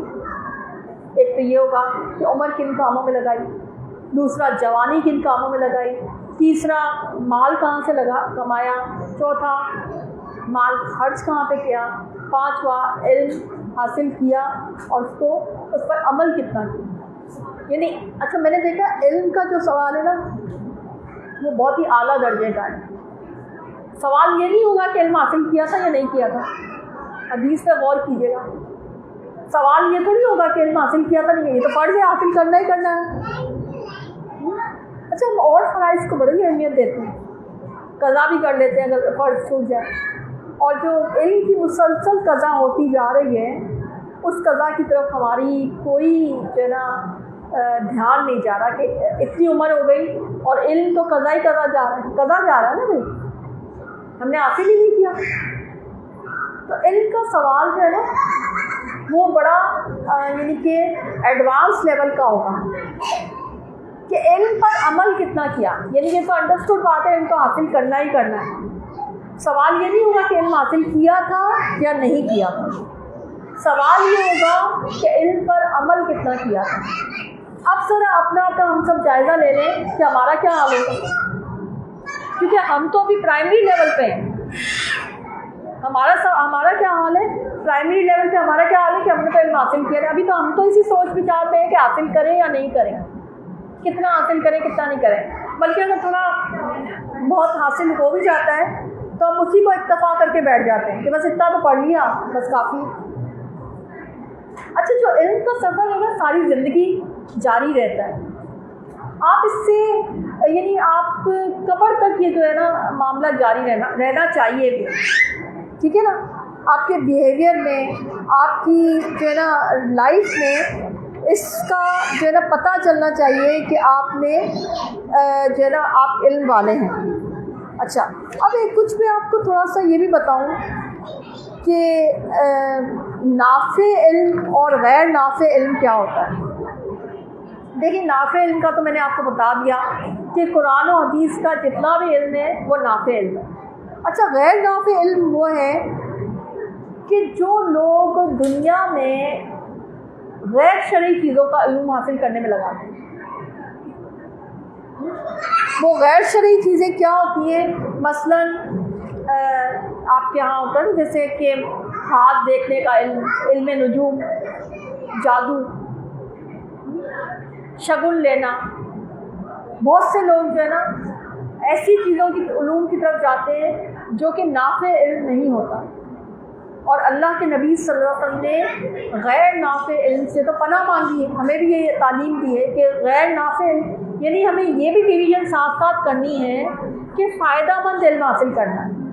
اور نبی کریم صلی اللہ علیہ وسلم نے اس کو کبھی بھی ناپسند نہیں کیا کہ علم اور سائنس جو ہے نا یعنی قرآن کا علم بھی حاصل کیا جائے اور سائنس کا علم بھی حاصل کیا. اکثر یہ سوال اٹھتا ہے لوگوں کے ذہن میں کہ شاید اسلام سائنس کی نفی کرتا ہے. اسلام سائنس کی نفی نہیں کرتا بلکہ سائنسی ایجادات کو پسند کرتا ہے اگر وہ آپ کے فیور کے لیے ہو. ٹھیک ہے، آپ دیکھیں مسلمانوں نے علوم میں، فلکیات میں، طب میں، کیمیا میں، بصریات میں، یہ جتنے بھی آج کے جو سائنسی جو فیلڈز ہیں اس سب پہ اگر آپ دیکھیں تو مسلمانوں نے اس میں بڑا ایکسل کیا. ایک زمانہ تھا کہ مسلمان ہی ایکسل کرتے تھے.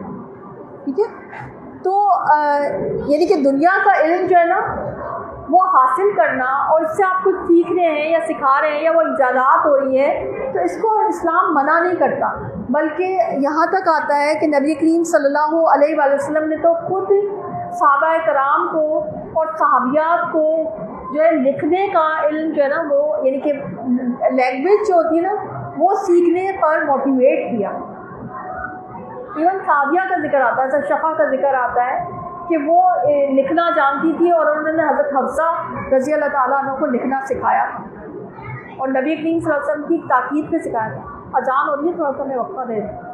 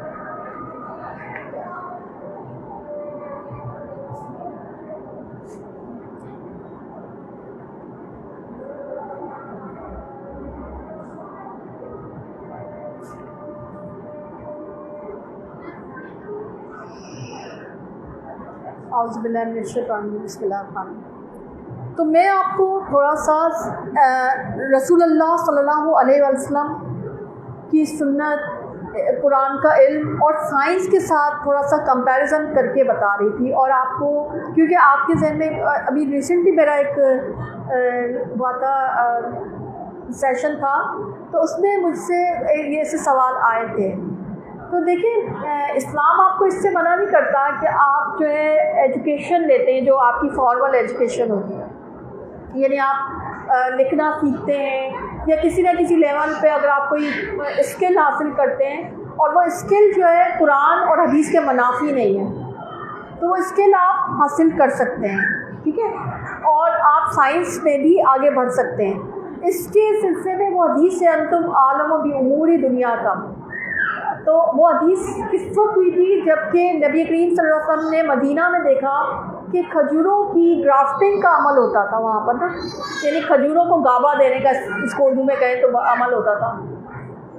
تو نبی کریم صلی اللہ علیہ وسلم نے چلتے ہوئے کہہ دیا، جب دیکھا تو نبی کریم صلی اللہ علیہ وسلم نے کہا کہ میں نہیں سمجھتا کہ اس سے کوئی فائدہ ہوگا، تو صحابہ کرام نے چھوڑ دیا وہ عمل۔ اس سال جو ہے کھجوروں کی پیداوار کم ہوئی، تو جب کم ہوئی تو رسول اللہ صلی اللہ علیہ وسلم نے جب دریافت کیا تو کہا کہ آپ نے جو ہے وہ اس سے روکا تھا ہمیں گرافٹنگ سے، تو اس وجہ سے اس دفعہ پیداوار کم ہوئی۔ تو اس پر نبی کریم صلی اللہ علیہ وسلم نے فرمایا کہ انتم عالم بامور دنیا کو، کہ تم دنیا کے معاملے میں علم رکھتے ہو، یعنی سائنس کی جو بھی چیزیں ہیں یا ایجادات ہیں جو انسان کو فائدہ دیتی ہیں، ٹھیک ہے، انسان کی بہتری کے لیے، مثلاً اسپیشلی اس میں آپ کو پتہ ہے کہ طب یعنی کہ جس کو ہم میڈیکل کہتے ہیں یا بایولوجی کہتے ہیں یا ڈاکٹری کہتے ہیں، تو وہ تو نبی کریم صلی اللہ علیہ وسلم کے زمانے میں بھی موجود تھا، ٹھیک ہے، اور اسی طرح سے آپ دیکھیں کہ اور بہت سے مطلب اسکلز ہوتے ہیں، مثلا کارپینٹرز کا ذکر آتا ہے، مثلا موچی کا ذکر آتا ہے، بہت سارے اسکلز کا ذکر آتا ہے، اور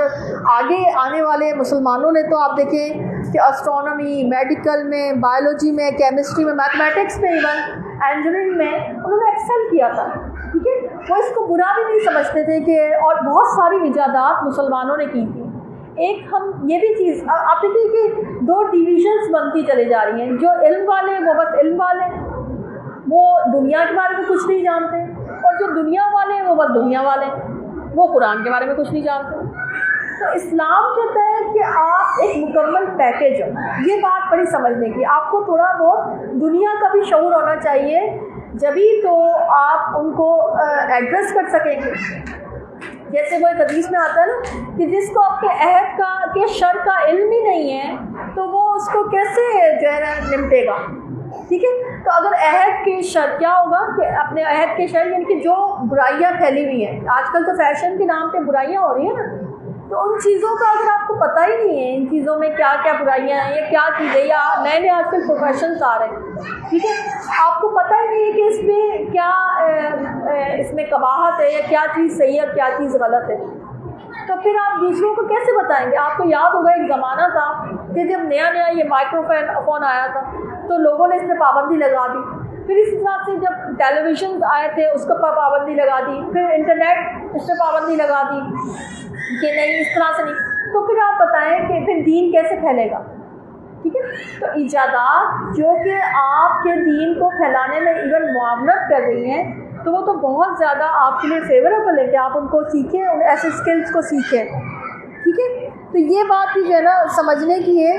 اچھا مغرب کے نزدیک، اور آپ دیکھیں ہمیں اسلام کیا کہتا ہے کہ سائنس کو مسلمان کرنا ہے، ٹھیک ہے، مغرب میں کیا ہے کہ وہ اپنی وہ صرف ایک وہ ڈارون تھیری جیسے میں نے آپ کو شروع میں بتایا کہ وہ اپنے نہج پہ تعلیم دیتے ہیں، وہ اسلام کو نہیں مانتے، اس لیے آپ دیکھیں نا ناسا جاتا ہے ڈھونڈ ڈھانڈ کے ساری جو ہے نا وہی باتیں دیکھ کے آ جاتا ہے کہ چاند پر ایک جو ہے نا دراڑ سی پڑی ہوئی ہے، اور دراڑ اس کی باقی بیک گراؤنڈ تو جب اسلام پڑھتے ہیں تو پتہ چلتا ہے کہ نبی کریم صلی اللہ علیہ وسلم نے اپنی انگلی کے اشارے سے چاند کو 2 ٹکڑے کر دیا تھا، اور وہ آج بھی اس کی نشاندہی موجود ہے، ٹھیک ہے نا، اور آپ دیکھیں کہ جیسے جیسے ہم کائنات کو پڑھتے ہیں سمجھتے ہیں تو ہمارا دل اور زیادہ اوپن ہوتا چلا جاتا ہے، اور دل جو ہے ہمارا اور زیادہ اللہ سے قریب ہوتا چلا جاتا ہے، ٹھیک ہے، تو ایک بات جو سمجھنے کی وہ یہ ہے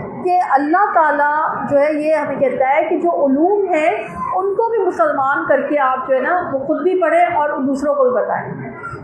ٹھیک ہے, ایتھزم کا شکار نہیں ہو جانا. سمجھ آ گئی بات یہ؟ ٹھیک ہے, تو یہ بات آپ کو سمجھ انشاءاللہ آئی ہوگی.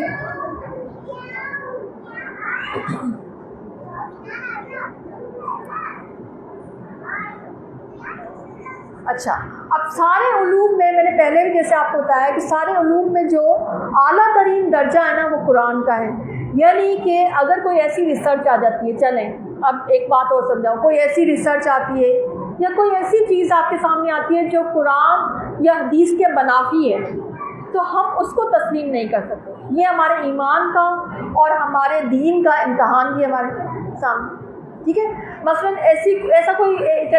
ایسا کوئی طریقہ علاج ایجاد ہو جاتا ہے کل کو اور وہ اسلام کے اگینسٹ ہے, تو ہم اس طریقہ علاج کو اختیار نہیں کریں گے. مثلاً آپ دیکھیں کہ میڈیسنس میں بعض اوقات الکوہول کی آمیزش کہیں کہیں دیکھی جاتی ہے. ٹھیک ہے, تو ہم ایسی میڈیسنس کو ہم یوز نہیں کریں گے. اسی طرح سے چاہے سائنس کتنا ہی کہہ دے کہ جو ممنوع قرار دیے گئے اینیملز ہیں جو قرآن میں ممنوع, اور سائنس اگر کہتی ہے کل کو کہ اس میں ہمارے لیے کوئی بینیفٹ ہے, تو ہم وہ ایکسیپٹ نہیں کر سکتے. ٹھیک ہے, تو یہ بات آپ کو سمجھ لیں. لیکن آپ دیکھیں کوئی بھی نبی مادی ترقی سے نہیں روکتے. ایون تجارت میں بھی آپ اگر تجارت کر رہے ہیں یا کوئی بھی آپ بزنس کر رہے ہیں, اگر آپ دنیا میں بھی گرو ہو رہے ہیں, تو اسلام آپ کو منع نہیں کرتا, لیکن وہ ہونا حلال طریقے سے چاہیے. ٹھیک ہے, صحیح ہے. اچھا, اب ہم اس پہ آتے ہیں کہ قرآن کریم کا فائدہ انسان کب اٹھاتا ہے, کیسے اٹھاتا ہے. اس کا یہ ہوتا ہے کہ جب آپ قرآن بار بار پڑھتے ہیں, نیک لوگوں کی صحبت میں بیٹھتے ہیں اور اس پہ تدبر کرتے ہیں, تو پھر جو ہے نا قرآن آپ کے اخلاق کا حصہ بنتا چلا جاتا ہے. جیسے حضرت عائشہ رضی اللہ تعالیٰ عنہ نے فرمایا تھا نا, جب نبی کریم صلی اللہ علیہ وسلم کے بارے میں پوچھا گیا تھا کہ ان کا اخلاق کیسا ہے, تو حضرت عائشہ رضی اللہ تعالیٰ نے کتنا خوبصورت جواب دیا تھا. کیا جواب دیا تھا بھلا؟ ہاں, ان کا اخلاق قرآن ہے. ٹھیک ہے, اچھا اس کا مطلب کیا ہوا کہ قرآن میں جتنے بھی اخلاقیات کے سارے پیرامیٹرز جو ہمیں بتائے گئے ہیں کہ صبر کیسے کرنا ہے, شکر کیسا ہونا چاہیے, رویہ لوگوں کے ساتھ کیسے ہونا چاہیے, لوگوں کی بد اخلاقی پہ جواب کیسے دینا ہے آپ نے, کیسا اخلاق آپ کا ہونا چاہیے, آپ کے مالی معاملات کیسے ہونے چاہیے, آپ کے معاشرتی معاملات کیسے ہونے چاہیے, آپ کی لائف سٹائل کیسا ہونا چاہیے, آپ کے خاندانی معاملات کیسے ہونے چاہیے. تو وہ سارے جو اخلاقیات ہیں وہ ایک پیکر اس میں جس میں پورے کے پورے قید ہو جاتے ہیں, وہ ہے نبی کریم صلی اللہ علیہ وآلہ وسلم کا سراپا ہے جو محبت, سراپا ہے برکت. ٹھیک ہے نا, تو ہمیں سیکھنا نہیں چاہیے کہ ہم بھی وہ اخلاقیات سیکھیں. اچھا, ہم تو اپنے اپنے لیول پہ سیکھ رہے ہوتے ہیں نا, ہم تو اپنے بلکہ ہم تو اپنے فتوے بھی دے رہے ہوتے ہیں کہ نہیں اسلام میں تو بدلہ لینا بھی جائز ہے, ہم کیوں معاف کریں, جبکہ نبی کریم صلی اللہ علیہ وسلم کا عمل ہمیشہ معافی کا رہا, تو بدلہ نہیں لیا کرتے. ٹھیک ہے, تو اس سلسلے میں ہم دیکھیں کہ جیسے قرآن میں آتا ہے نا واقعی میں الصلاۃ ان الصلاۃ تنہیٰ عن الفحشاء والمنکر, میں نے یہ آیت کیوں بتائی, اس لیے کہ جب آپ قرآن پڑھتے ہیں اور آپ کو قرآن سمجھ آنا شروع ہو جاتا ہے تو اس کا اثر آپ کی کوالٹی آف لائف پہ آتا ہے. پھر آپ کی نمازیں معنی خیز ہو جاتی ہیں, یعنی آپ نماز پڑھتے ہیں, آپ کو پتہ ہوتا ہے آپ کیا پڑھ رہے ہیں, آپ زکوٰۃ دیتے ہیں, آپ کو اندازہ ہوتا ہے کہ اصل میں یہ میں اس پہ احسان نہیں کر رہے بلکہ وہ مجھ پہ احسان کر رہا ہے, کیونکہ وہ جو ہے مجھے ایک موقع عطا کر رہے ہیں کہ میں کچھ کر سکتی ہوں اللہ تعالیٰ کے لیے. ٹھیک ہے, آپ روزہ رکھتے ہیں, اس کے معنی آپ کو سمجھ آنا شروع ہو جاتا ہے. سمجھ آ رہی بات یہ کہ جب قرآن پڑھتے ہیں اور قرآن کا عمل جو ہے, قرآن کا جو ایک عکس آپ کی زندگی میں آنا شروع ہوتا ہے, اس وقت جو ہے آپ کی کوالٹی آف لائف جو ہے وہ چینج ہونی شروع ہوتی ہے. پھر آپ کی زندگی سے فحاشی اور برائی بھی ختم ہونی شروع ہو جاتی ہے, کیونکہ آپ بار بار قرآن کی طرف جاتے ہیں, آپ بار بار نماز کی طرف, کیونکہ نماز میں آتے ہیں کہ سب سے زیادہ قرآن کی تلاوت ہے. ٹھیک ہے, تو نماز کی طرف جاتے ہیں اور قرآن کی طرف جاتے ہیں, تو پھر آپ کو بار بار آپ کو ریکال ہوتا ہے کہ نہیں برائی چھوڑنی پڑے گی, برائی چھوڑے بغیر تو اور بار بار آپ کو ریکال ہوتا چلا جاتا ہے استغفار. آپ کو اندر سے آپ کو ایک آواز آتی ہے میں استغفار کر, ابھی تو گناہ کیا ہی, اب ہم اللہ کے دربار میں جا رہے ہیں کہ اس منہ سے آگے ہو. تو پھر آپ کو, اور جب آپ بار بار قرآن پڑھتے ہیں تو آپ کو اس میں اپنا ایک جو ہے خود بخود آپ کا ایک سیلف انالیسس شروع ہو جاتا ہے. آپ کہتے ہیں کہ قرآن میں تو یہ لکھا ہوا ہے, تو میں کمپیئر تو کروں کہ میں اس پہ عمل کرتی ہوں یا نہیں کرتی. ٹھیک ہے نا. تو قرآن پھر آپ کی زندگی میں اس طرح سے شامل ہوتا ہے. اس کے بعد قرآن آپ کو یاد ہونا شروع ہو جاتا ہے. ٹھیک ہے نا. آپ دیکھیں صحابہ کرام جو تھے وہ قرآن کو اپنے رویے میں ڈھالتے تھے. ایسی صحابیات تھیں جن کو ہر موقع کے لیے قرآن کی کوئی آیت یاد آ جاتی تھی. ایک بڑا خوبصورت ایک واقعہ موجود ہے عرب کی تاریخ میں کہ جو جب بھی اس سے کوئی سوال پوچھا جاتا وہ اس کے جواب میں کوئی آیت بیان کر دیتے تھے. تو ہم یہ سوچیں کہ کیا ان کی میموری اچھی تھی؟ نہیں. ہم یہ کیونکہ ہم تو سیکولر ایجوکیشن سے آئے ہیں, ہم یہ سمجھتے ہیں کہ بادام کھا لو اس طرح سے میموری اچھی ہو جائے گی. نو, دس از ناٹ دا وے. جب آپ قرآن پر عمل کرتے ہیں تو آپ کی میموری اچھی ہوتی ہے. آپ عمل کرتے ہیں, آپ کی زندگی میں شامل ہوتی ہے, آپ کی کوالٹی آف لائف چینج ہوتی ہے, اور آپ جو ہے اپنے آپ کو جو ہے اور اچھا بناتے چلے جاتے ہیں. ٹھیک ہے نا. کیونکہ آخرت کے سارے سوال جو ہے نا اسی کتاب میں سے ہوں گے, اور ہم نے اپنے سامنے تاریخ جو ہے نا کھڑی کر رکھی ہے, فرقہ واریت کی تاریخ. اور آخرت کے سوالوں میں سے کوئی بھی جو سوال ہے نا وہ تاریخ سے متعلق نہیں ہونا کہ پاس میں کیا ہوا. آخرت کے سارے سوال ہوں گے قرآن اور سنت کے اندر. ہم اسی لیے تو کامیاب نہیں ہے نا. آپ دیکھیں نا ہمارے یہاں جو 4 ائمہ کرام کا جو ایک کانسیپٹ ہے وہ کیا کانسیپٹ ہے؟ وہ یہی آپ سے سوال نہیں پوچھا جاتا, آپ سے پوچھا جاتا ہے نا کہ مسلک کون سا ہے آپ کا. اور اگر آپ کہیں کہ جی قرآن اور حدیث پر عمل کرتے ہیں, وہ پھر بھی آپ سے لوگ کہتے ہیں کہ نہیں مسلک بتائیں آپ. یعنی مسلک جیسے کوئی لازمی چیز ہو گئی, حالانکہ مسلک تو تاریخ کی چیز ہے نا بھائی. اس سے پہلے دیکھیے قرآن آپ کو سنت کی گلیوں سے لینا پڑے گا, حدیث آپ کو سنت کی گلیوں سے لینی پڑے گی. مسلک تو بعد میں ایجاد ہوئے نا. آپ دیکھیں امام شافعی کا دور, امام مالک کا دور, امام ابو حنیفہ کا دور جو ہے, امام حنبل کا جو دور ہے وہ بعد کا دور ہے. اس سے پہلے کا دور جو ہے وہ نبی کریم صلی اللہ علیہ وآلہ وسلم کا دور ہے. تو صحابہ کرام نے تو کسی مسلک پر عمل نہیں کیا. وہ تو نہیں کہتے تھے, وہ بھی کہہ سکتے تھے نا کہ ہم محمدی ہیں, وہ تو تھے محمدی ویسے تو, مگر انہوں نے کسی مسلک کو فالو نہیں کیا. وہ تو نبی کریم صلی اللہ علیہ وسلم کی ایک ایک ادا کو, یعنی جب ہم سنت پڑھتے ہیں تو سنت عبادہ اور سنت عادہ وہ دونوں چیزوں کو اڈاپٹ کیا کرتے تھے.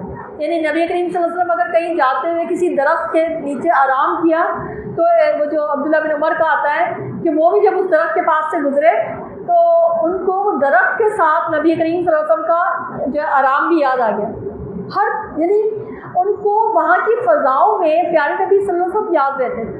آج بھی ہم جب مکہ یا مدینہ جاتے ہیں, اسپیشلی مدینہ جب لوگ جاتے ہیں تو آپ دیکھیں کہ نبی کریم صلی اللہ علیہ وسلم بہت زیادہ یاد آتے ہیں, اور مدینہ سے جب واپس آ جاتے ہیں تو وہ کہتے ہیں ہمیں جو ہے نا مدینہ یاد آتا ہے.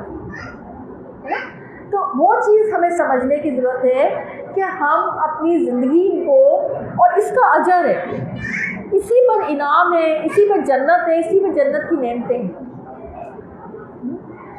کہ ہم, اور آپ کو جنت میں انسان کے لیے بے شمار ایسی ایسی نعمتیں ہیں, مگر وہاں بھی جو ہے نا نبی کریم صلی اللہ علیہ وسلم نے بتایا کہ جب اللہ تعالیٰ اپنے لہجے میں اور اپنی زبان میں جنتیوں کے سامنے قرآن بیان کرے گا تو وہ اس دنیا کے سارے قرآن کے لہجے بھول جائیں گے. وہ سوچیں گے کہ ہم نے ایسا تو قرآن کبھی سنا. یعنی کہ ایک اور بات, ایک اور نعمت کا پتہ چلا کہ جنت میں جہاں اور بہت ساری نعمتیں ہوں گی, یہ جس کا کلام ہے, کس کا کلام؟ اللہ کا کلام. تو اللہ تعالیٰ اپنے لہجے میں, سبحان اللہ, میں تو یقین کریں میں آپ کے سامنے یہ بیان کر رہی ہوں اور میں اس کو ویژولائز کرنے میں, یعنی مجھ سے بتایا جانا مجھے مشکل ہو رہا ہے کہ اللہ تعالیٰ, یعنی آپ سوچیں, چلے میں ایک مثال دے کے پہلے ذرا ایک مثال سنیں. آپ نے کسی آتھر کی کوئی بک پڑھی ہو, چلے ایک اور مثال لیں, کسی شاعر کا کیا ہوتا ہے, وہ دیوان ہوتا ہے نا, شاعر کا دیوان, کسی شاعر کا دیوان پڑھا. ایک آپ نے اپنے گھر میں کوئی ایسے ہی پڑھ لیا ہو, اور ایک وہ انسان اپنی اس کیفیت میں بیان کرتا ہے، یا ایک جس کی آتھر یعنی جس کی بک ہے وہ اس کو مثلاً کسی، جیسے میرے ساتھ ایسا کئی دفعہ ہوا کہ مثلاً کوئی بک پڑھ رہے ہیں اور اگر اس کے آتھر جو ہیں وہ ہمیں کچھ بیان کرنے کے لیے آ گئے تو وہ کتنا بڑا مقام، کتنا اچھا لگتا ہے، وہ لرننگ ہی الگ ہو جاتی ہے کہ ان کی یہ کتاب ہے اور وہ اس کو بیان کر رہے ہیں، تو وہ زیادہ اچھی سمجھ میں آتی ہے اور وہ زیادہ اچھی فیلنگ ہوتی ہے۔ ایک مثال سمجھیں آپ، اس مثال کو سمجھ گئے؟ اب آتے ہیں اس حدیث کی طرف کہ قرآن آج تک آپ نے خود پڑھا یا آپ نے تلاوت اس کی سنی، زیادہ سے زیادہ اچھے سے اچھے جو بھی آپ کے جیسے شیخ سدیس ہیں یا جو بھی ہمارے اچھے اچھے جو ہیں، آپ نے ان سے جب سنا تو آپ کو بڑا اچھا لگتا ہے، بھائی ان کی تلاوت بہت اچھی ہے، ان کی تلاوت بہت اچھی ہے۔ اب آپ سوچیں کہ تھوڑی دیر کے لیے امیجن کریں کہ انشاءاللہ جنت میں پہنچ جائے انسان، اور جنت میں اللہ تعالیٰ اپنا کلام خود پڑھ کر سنائے گا، کتنا بڑا مقام ہوگا اور کیا مقام ہوگا۔ اللہ ہمیں وہ وقت نصیب کرے، اللہ ہمیں وہ لمحہ نصیب کرے کہ جب ہم جنت میں اللہ تعالیٰ کی زبان، اللہ کے لہجے میں قرآن سنیں۔ سبحان اللہ، کتنا بڑا مقام۔ یہ اس وقت ہوگا نا جب ہم جنت میں پہنچ سکنے کے قابل ہوں گے۔ تو آخری جنتی کا وہ ذرا واقعہ ذہن میں لے آئے نا کہ جب آخری جنتی کو نکال کر اللہ تعالیٰ وہ آب حیات میں سے نکال کر، اس کے آخری جنتی کون ہوگا؟ جو جہنم میں سزا بھگت کر اب نکالا گیا ہے اور اب اس کو جنت میں پہنچایا جائے۔ اس سے ایک اور بات پتہ چلی کہ جنت میں مختلف کیٹیگریز میں اور مختلف ٹائمنگز میں لوگ داخل ہوں گے، یعنی اس سے اس حدیث سے پتہ چلا نا، کیونکہ وہ جو ہوگا وہ جہنم میں اپنی سزا بھگت کر اب جنت میں جانے کی طرف رواں دوا ہوگا، تو وہ تھکا آ رہا بیٹھا ہوا ہوگا کسی درخت کے نیچے، تو اس کو دور سے جنت کا ایک درخت نظر آئے گا، وہ اللہ سے کہے گا کہ اللہ تعالیٰ مجھے اس درخت تک پہنچا دیں، تو اللہ تعالیٰ کہے گا ٹھیک ہے میں اس درخت تک پہنچا دیتا ہوں، تم اس کے بعد تو کچھ نہیں مانگو گے؟ تو اللہ تعالیٰ سے وہ بندہ کہے گا کہ نہیں اللہ تعالیٰ اس درخت تک مجھے پہنچا دے، اس درخت کے نیچے مجھے جگہ عطا کر دے، تو میں اس کے بعد آپ سے کچھ نہیں مانگوں گا۔ تو اللہ تعالیٰ اس کو وہ درخت عطا کر دے گا، ادھر سے اس کو ایک اور درخت نظر آ جائے گا، جنت کا درخت۔ اب جنت کے درخت تو بڑے بڑے خوبصورت ہوں گے نا، پڑے ہوئے نا آپ نے کہ 500 سال تک کوئی گھڑ سواری کرتا رہے گا اور جنت کے درخت کا سایہ ختم نہیں ہوگا۔ اور جنت کے درختوں کے بارے میں آتا ہے سونے اور چاندی اور زمرد اور یاقوت کے بھی ہوں گے۔ سبحان اللہ، امیجن کریں آپ لوگ ان چیزوں کو، امیجنیشن کے ساتھ اس طرز میں مزہ آئے گا آپ کو۔ تو اب اس کو دور سے ایک اور درخت نظر آ جائے گا، اللہ سے کہے گا اللہ تعالیٰ مجھے اس درخت تک پہنچا دے، مجھے اس درخت کا سایہ نصیب کر دے۔ تو اللہ تعالیٰ اس کو دہرائے گا کہ تم نے تو کہا تھا میں دوبارہ نہیں مانگوں گا، تو کوئی اور درخت نہیں مانگوں گا۔ تو اللہ سے کہے گا اللہ تعالیٰ مجھے وہ عطا کر دے، اس کے بعد میں آپ سے کچھ نہیں مانگوں گا۔ اللہ اس کو اس طرف تک لے جائے گا، اب وہاں سے اس کو جنت کی چہل پہل نظر آنی شروع ہو جائے گی۔ سبحان اللہ۔ تو اللہ تعالیٰ سے کہے گا کہ اللہ تعالیٰ مجھے اس چہل پہل میں درخت کے آگے مجھے جگہ عطا فرما دے۔ تو اللہ تعالیٰ سے کہے گا کہ اگر اس جتنی جگہ تو اگر تجھے عطا کر دی جائے، اس مملکت جتنی کہ تجھے نظر آ رہی ہے تو تیرے لیے کافی ہوگا؟ تو کہا کہ ہاں میرے لیے کافی ہوگا۔ تو اللہ تعالیٰ سے کہے گا اس جتنی اور 10 مملکتوں جتنی جگہ تمہیں جنت میں عطا کی جاتی ہے۔ اب ذرا امیجن کریں 10 مملکت کو سمجھتے ہیں، کوئی کنٹری مثلا، اور وہ کنٹری اچھا اللہ کا دینے کا انداز بادشاہت والا انداز ہے، تو وہ کنٹری اگر ہوگا تو اگر ہم سب سے بڑا رقبے کے لحاظ سے اگر دنیا میں کنٹری دیکھیں تو کینیڈا، USA وغیرہ ہے، اور اس کو اگر آپ 10 سے ملٹیپلائی کریں تو کتنی بڑی جگہ آخری جنتی کو ملے گی۔